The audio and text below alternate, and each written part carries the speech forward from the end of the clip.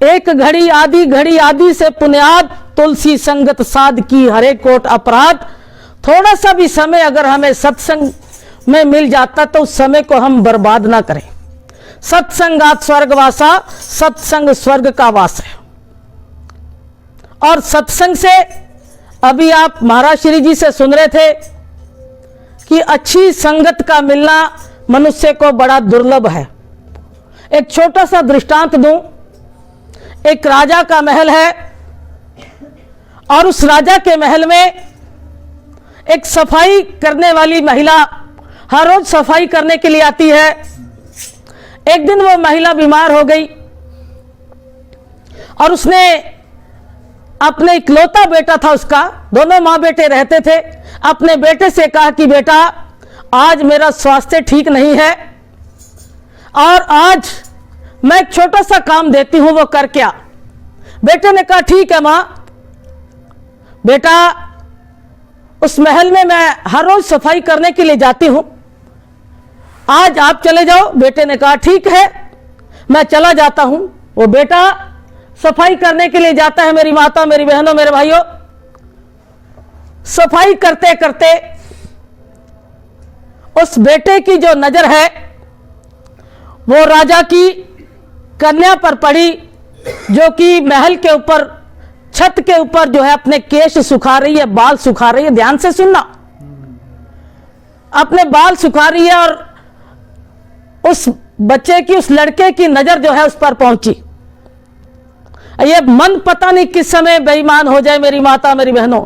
इसलिए संत फरमाते हैं कि इस मन को काबू करके रखना। चोरी यारी मिथ्या और साध की अपनी इच्छा। हम अपने आप को लाख छुपाएं लेकिन संसार जो है वो हमें देखता है, हमारा शीशा है, हमें परखता है कि ये कैसा इंसान है। केवल हमारी चिकनी चुपड़ी बातों पर मत आ जाना, हमारे अंदर से परखना, तब तो हम समझेंगे कि आप पारखी हैं। अब घर आ गया, घर आकर के उसकी मां ने कहा बेटा काम कर आया? बोले हाँ मां काम कराया। मां आज दिन तक तूने मेरी सारी बातें मानी है, आज एक मेरी बात मान ले, तेरे जैसा कोई नहीं। मां ने कहा ठीक है बेटा बता क्या बात है। मां आज मैं महल में सफाई करने के लिए गया था और मेरी नजर राजा की कन्या के ऊपर पड़ गई, तब से मैं बेचैन हूं, जब से मैं सफाई करके आया हूं। बस एक काम मेरा कर दे, उस राजा की लड़की के साथ मेरी शादी करवा दे, तेरे जैसा कोई नहीं। मां ने कहा बेटा कहां राजा भोज और कहां गंगू तेली, कहां हम और कहां वो। बेटा ये काम तो मैं नहीं कर सकती, ये मैं कैसे करूंगी। हम रहे नौकर और वो रही राजकुमारी। नहीं मां, अब बाल हट, त्रिया हट, योग हट। आप सभी विद्वान बैठे हैं, मेरे को बताने की जरूरत नहीं है, आपने मेरे को ऊपर स्थान दिया, ये कोई बड़ी बात नहीं। लेकिन आप मेरे से बहुत ज्यादा आपके तजर्बे हैं, आपने बचपन पढ़ा, आपने जवानी पढ़ी और बुढ़ापे को पढ़ रहे हो। एक एक आदमी की परख है आप लोगों को। कहा कि बेटा मैं ये काम नहीं कर सकती। बेटा रोज नाराज होने लगा, कभी रोटी ना खाए, रात भर सोए ना। आजकल तो टेलीफोन है, सब कुछ है, मोबाइल है, उस समय क्या हुआ करता, कुछ भी नहीं। लेकिन दिन रात उस राजकुमारी की याद में। अब उधर से वो काम करने वाली भी बेचारी काम करके जाती, उसको भी भूख ना लगती, क्योंकि अगर बेटा रोटी खाए तो वो भी खाए, सूख करके काटा होगी। एक दिन उस राजकुमारी ने कहा, बोली मौसी पहले तू बड़ी खुश खुश नजर आती थी, जब आती थी महल में बड़ी खुश थी, लेकिन कुछ दिनों से मैं देख रही हूं बड़ी अप्रसन्न है, बड़ी निराश है, बड़ी उदास है, कारण क्या है। कहती बेटी कहूं तो मर गई, ना कहूं तो मर गई, क्या करूं, मरना तो है ही। उसने कहा मौसी तू बात बता, बात क्या है। डरती डरती कहा कि बेटी एक बात कहती हूं, एक दिन मेरा लड़का यहां काम करने के लिए आया था। बोले हाँ मौसी आया था, और बड़ा शरीफ लड़का है। बोली इस शराफत ने तो बैठा बिठा दिया। बोली बात क्या हुई। कहने लगी जब से इस महल में आया है एक ही रट लगा रहा है। क्या रट कि मेरी शादी कर, तो राजकुमारी से कर। बोली मौसी कौन सी? हम 7 बहनें हैं। बोली तेरे साथ शादी करनी है तो उसके साथ करनी है, नहीं तो मैं मरूंगा। बस उसका गम मुझे खाई जा रहा है। अब वो राजकुमारी बड़ी समझदार थी, सत्संगन थी, सत्संग में जाया करती थी। कहती कि मौसी शादी तो मैं कर लूंगी, लेकिन एक शर्त है, अगर आपका बेटा संत बन जाता है तब मैं शादी कर लूंगी। आई घर वापिस, कहा मां कुछ बात बनी?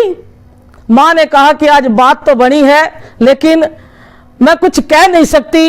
राजकुमारी ने कहा कि शादी तो मैं कर लूंगी, लेकिन वो संत बन जाए। बोला फिर कब शादी करनी है? बोले कल पूछ कर के आऊंगी। अगले दिन फिर गई, कहा कि मौसी आपके लड़के ने मेरी शर्त मान ली। बोले लड़के ने शर्त तो मान ली और कहा कि कब शादी करेगा? बोले 3 साल बाद। 3 साल बाद शादी कर लूंगी अगर वो संत बन जाए। घर आई, घर आकर के कहने लगी कि उसने कहा कि 3 साल बाद मैं शादी कर लूंगी अगर वो संत बन जाता है। बड़ा उछलता कूदता एक संत के पास गया। संत के पास गया और कहने लगा महाराज मुझे कोई तत्व की बात बताएं, मुझे कोई सत्संग की बात बताएं जिससे मैं अपने जीवन में उसको धारण कर सकूं। अब मन में तो एक ही बात लगी हुई थी ना कि कब ब्याह हो, कब शादी हो। महात्मा जी ने उपदेश दिया। हमारे महाराज जी बैठे हैं, तीर्थनाथ जी महाराज, और उपदेश किया, भगवा चौड़ा दे दिया, संत बना दिया। लगा कथा करने, इस गांव से उस गांव, उस गांव से उस गांव। अब लोग बाग आते हैं। जब कोई युवती या युवक संत बनता ना तो लोग उपदेश सुनने बाद कम आते हैं, लोग देखने के लिए आते हैं। देखने के लिए आते हैं कि देखे तो सही वो कैसा महात्मा, कैसा संत है। अब घूमते घूमते उसी नगरी में पहुंच गया रामकुमार जी, उसी नगरी में पहुंच गया। उस नगरी में पहुंचा तो सभी लोग सत्संग सुनने के लिए आए। पहले दिन कथा हुई, दूसरे दिन कथा हुई, तीसरे दिन कथा हुई। उस राजकुमारी को पता चला, मेरी माता, मेरी बहनों, मेरे भाइयों, पता चला कि ये तो वही महाराज सत्संग करने के लिए, कथा करने के लिए आए हैं, जिनको मैंने कहा था कि 3 साल के बाद मैं शादी कर लूंगी। चौथे दिन कथा हुई, 5वें दिन, 6ठे दिन, अब 7वें दिन अंतिम दिन था। जब महात्मा जी कथा कर रहे थे, कथा समापन की, आरती हुई, तो वो लड़की आ गई। अब सभी लोग आ रहे हैं, मत्था टेक रहे हैं, चरण स्पर्श कर रहे हैं, और महात्मा जी आंखें बंद करके बैठे हैं। आंखें बंद करके बैठे हैं। वो राजकुमारी आई और कहने लगी महाराज मैं वही हूं, मैं वही हूं। मैंने कहा था कि 3 साल बाद मैं शादी करूंगी। महात्मा जी आंखें बंद किए बैठे हैं, और लोग आ रहे हैं और मस्तक झुका रहे हैं। फिर कहने लगी महात्मा जी मैं वही हूं, मैं वही हूं।